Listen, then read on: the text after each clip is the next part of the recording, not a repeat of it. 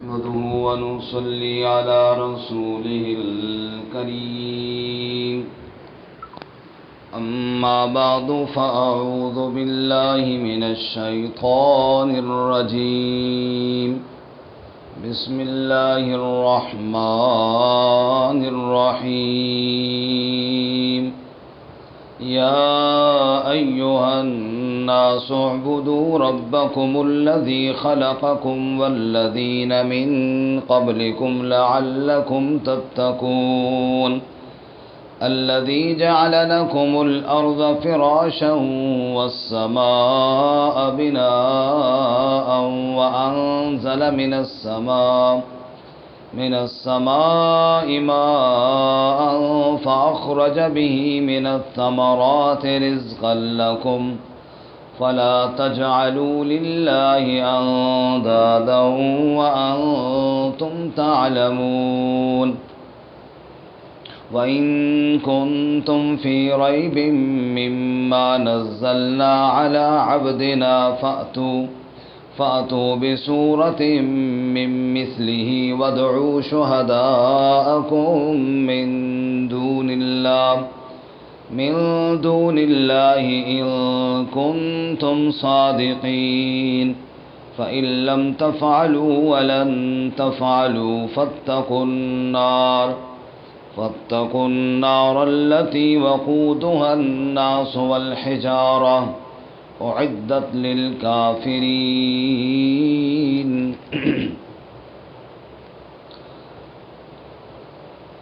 اللهم صل على سيدنا ومولانا محمد وعلى آل سيدنا ومولانا محمد وعلى آله وأصحابه أجمعين معزز سامعین،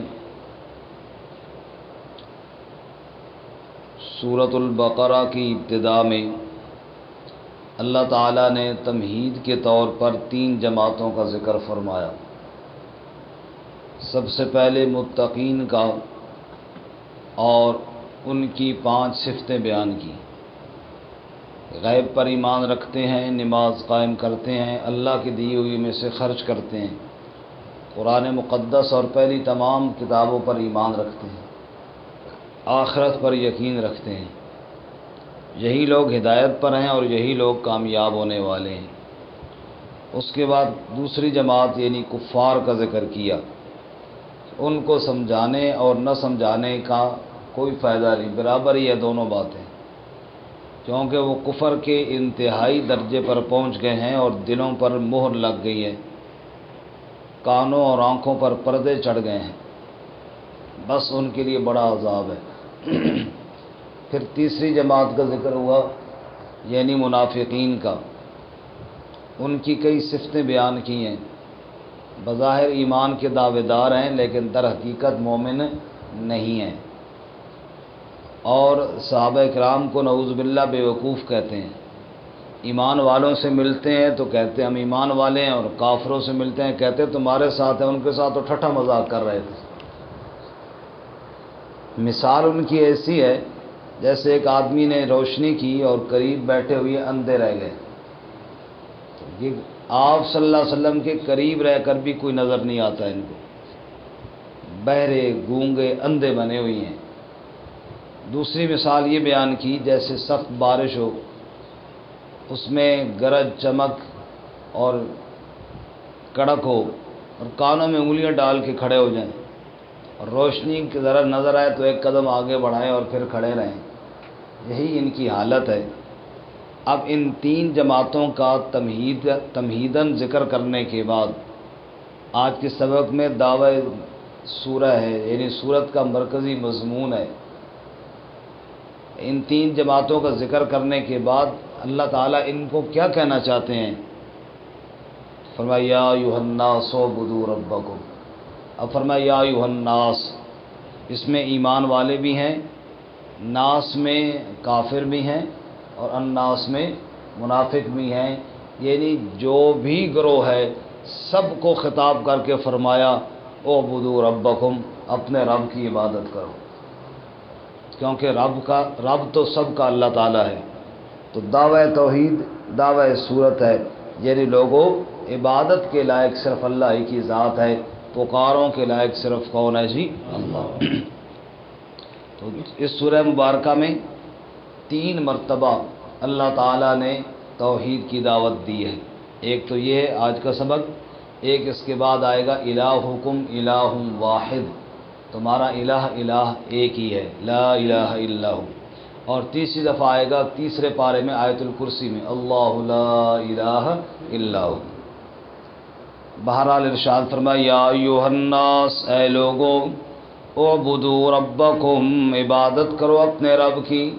عبادت کی 3 قسمیں ہیں، زبانی عبادت، بدنی عبادت اور مالی عبادت۔ التحیات للہ والصلوات والطیبات، زبان کے ساتھ پکار بھی اللہ کے لیے، بدن کے ساتھ رکوع سجدہ بھی اللہ کے لیے، اور مال کے ساتھ صدقہ خیرات اور نظر نیاز بھی کس کے لیے؟ یا ایھا الناس، اے لوگوں، اعبدوا ربکم، عبادت کرو اپنے رب کی۔ الذی خلقکم، وہ ذات جس نے تمہیں پیدا کیا۔ والذین من قبلکم، اور ان لوگوں کو بھی جو تم سے پہلے تھے، تمہیں بھی پیدا کیا، تمہارے باپ دادا کو بھی پیدا کرنے والا کون ہے؟ تو پھر عبادت کے لائق بھی اللہ ہی ہے۔ لعلکم تتقون، تاکہ تم متقی بن جاؤ یا تاکہ تم بچ جاؤ۔ تقوی کا معنی ہوتا ہے بچنا۔ متقی بن گئے یعنی کفر و شرک سے بچ گئے، اور لعلکم تتقون، خالص اللہ کی عبادت کرو، دنیا میں کفر و شرک سے بچ جاؤ گے اور آخرت میں جہنم سے بچ جاؤ گے۔ تو اللہ ہم سب کو متقی بنائے، یعنی دنیا میں گناہوں سے بچائے اور آخر میں اپنے عذاب سے بچائے۔ پہلی دلیل تو یہ دی کہ اللہ کی عبادت اس لیے کرنی ہے کہ وہ تمہارا اور تمہارے باپ دادا کا خالق ہے۔ دوسری دلیل، الذی جعل لکم الارض فراشا، وہ ذات جس نے تمہارے لیے زمین کو فرش بنایا، والسماء بناء، اور آسمان کو چھت بنایا۔ زمین کا فرش سب کے لیے، آسمان کا چھت بھی سب کے لیے بنایا۔ وَأَنزَلَ مِنَ السَّمَاءِ مَاءً، اور اللہ ہی نے آسمان سے پانی برسایا۔ فَأَخْرَجَ بِهِ مِنَ الثَّمَرَاتِ رِزْقًا لَكُمْ، پس نکالا اس پانی کے ذریعے پھلوں سے رزق تمہارے لیے۔ یہ زمین کا فرش بچھانے والا کون ہے؟ آسمان کو چھت بنانے والا کون ہے؟ اور پانی بوند بوند کر کے برسانے والا کون ہے؟ شاعر کہتا ہے یہ زمین بنی وہ فلک بنی، یہ بشر بنے وہ ملک بنے، تیرے امر کن کا ظہور ہے، تیری شان جل جلالہ۔ اے اللہ تو حکم دیتا جائے پوری کائنات بن جاتی ہے، پوری کائنات کا اکیلا بنانے والا صرف کون ہے؟ وہ لوگوں، جب زمین کا فرش بھی اس نے بچھایا، آسمان کا چھت بھی اس نے سجایا، پانی بھی اس نے برسایا، پھر رزق بھی اللہ ہی نے عطا کیا، پھر تمہیں کیا کرنا چاہیے؟ سنو، فلا تجعلوا للہ اندادا، پس مت بناؤ اللہ کے لیے کوئی شریک۔ جب یہ پوری کائنات بنانے میں اللہ کا کوئی شریک نہیں، پھر پکار اور عبادت میں بھی اللہ کا کوئی شریک ہے؟ پوری کائنات میں جتنے بھی پہاڑ ہیں، جتنے بھی زمین کے حصے ہیں، اللہ کے علاوہ کسی ایک نے ایک ذرہ بھی نہیں بنایا۔ آسمانوں میں ایک حصہ بھی ذرا بھی کسی نے نہیں بنایا۔ بارش کے پانی میں ایک قطرہ بھی اللہ کے علاوہ کسی نے نہیں برسایا۔ زمین سے جتنا رزق بھی نکل رہا ہے، اللہ کے علاوہ ایک دانہ بھی کسی نے نہیں نکالا۔ جب یہ سارا کچھ کرنے والا ایک اکیلا اللہ ہے تو تمہیں بھی انصاف کرنا چاہیے۔ فلا تجعلوا للہ اندادا، اللہ کے ساتھ پھر کسی کو شریک نہیں بنانا چاہیے۔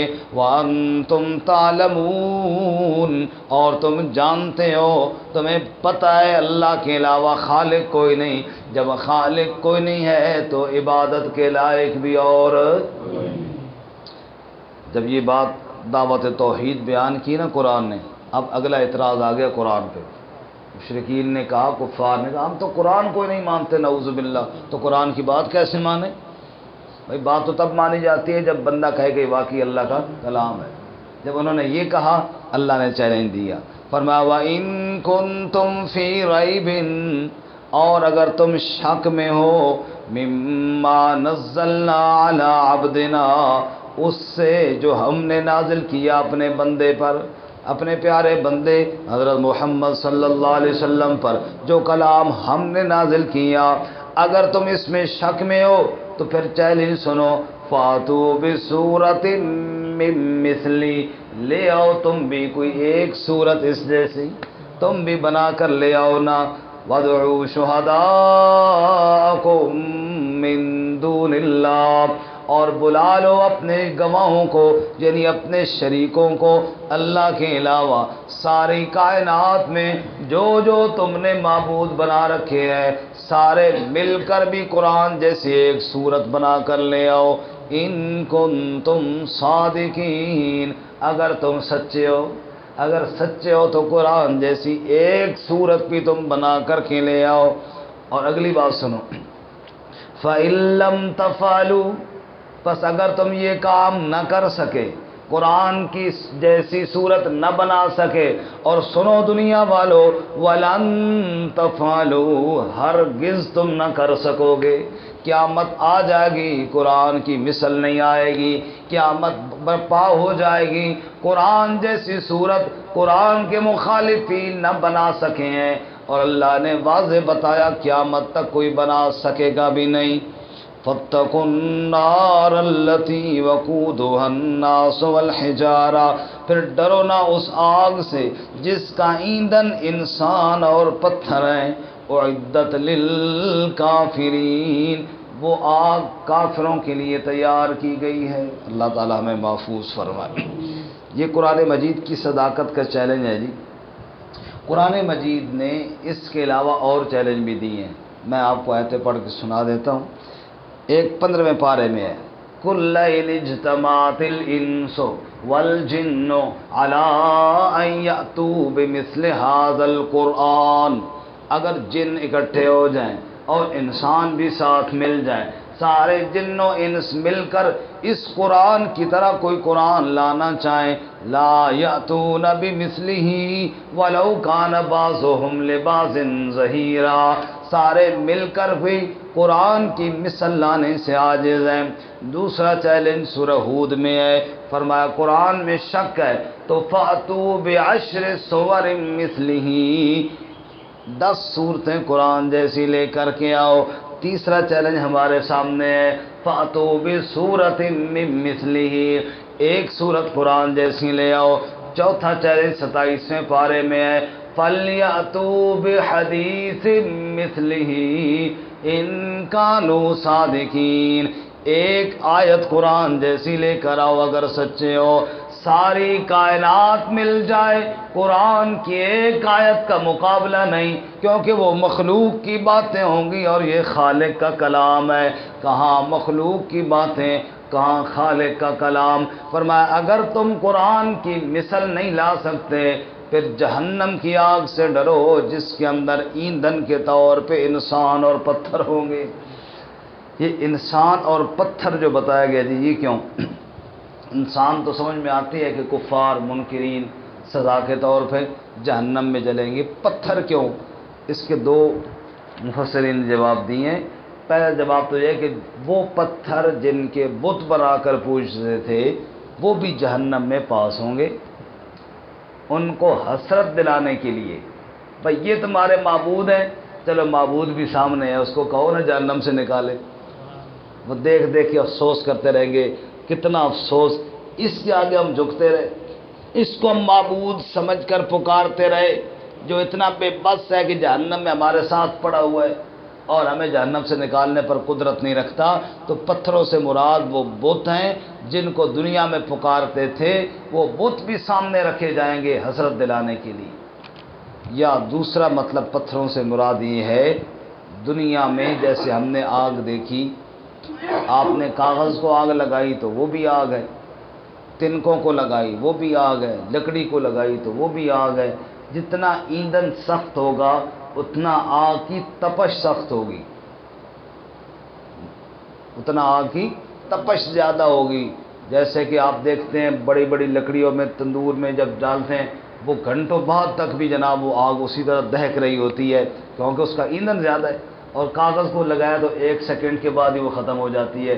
جتنا ایندھن زیادہ پاورفل ہوگا، طاقت والا ہوگا، اتنا ہی آگ کے اندر گرمی زیادہ ہوگی، اور جہنم کی آگ میں تو پتھر بھی جل جائیں گے، وہ کتنی گرم ہوگی۔ استغفر اللہ۔ تو فرمایا وقودها الناس والحجارہ، وہ آگ کوئی معمولی نہیں ہے، اس کے اندر تو پتھر بھی جل جائیں گے۔ اللہم اجرنا من النار، اللہم اجرنا من النار، اعدت للکافرین، اور وہ آگ کافروں کے لیے تیار کی گئی ہے، کفر نہ کرو ورنہ اس آگ میں جلو گے۔ اللہ تعالیٰ ہماری حفاظت فرمائے۔ ترجمہ دوبارہ سنیں۔ یا ایھا الناس اعبدوا ربکم، اے لوگو عبادت کرو اپنے رب کی، الذی خلقکم، وہ ذات جس نے تمہیں پیدا کیا، والذین من قبلکم، اور ان لوگوں کو بھی جو تم سے پہلے تھے، لعلکم تتقون، تاکہ تم تقوی اختیار کرو، تاکہ تم بچ جاؤ۔ الذی جعل لکم الارض فراشا، وہ ذات جس نے تمہارے لیے زمین کو فرش بنایا، والسماء بناء، اور آسمان کو چھت بنایا، وانزل من السماء ماء، اور نازل کیا آسمان سے پانی، فاخرج به من الثمرات رزقا لکم، پس نکالا اس پانی کے ذریعے پھلوں سے رزق تمہارے لیے، فلا تجعلوا للہ اندادا، پس مت بناؤ اللہ کے لیے شریک، وانتم تعلمون، اور تم جانتے ہو، وَإِن كُنتُمْ فِي رَيْبٍ، اور اگر تم شک میں ہو، مما نزلنا علی عبدنا، اس سے جو ہم نے نازل کیا اپنے بندے پر، فَأْتُوا بِسُورَةٍ مِّن مِّثْلِهِ، پس لے آؤ کوئی صورت اس جیسی، وَادْعُوا شُهَدَاءَكُم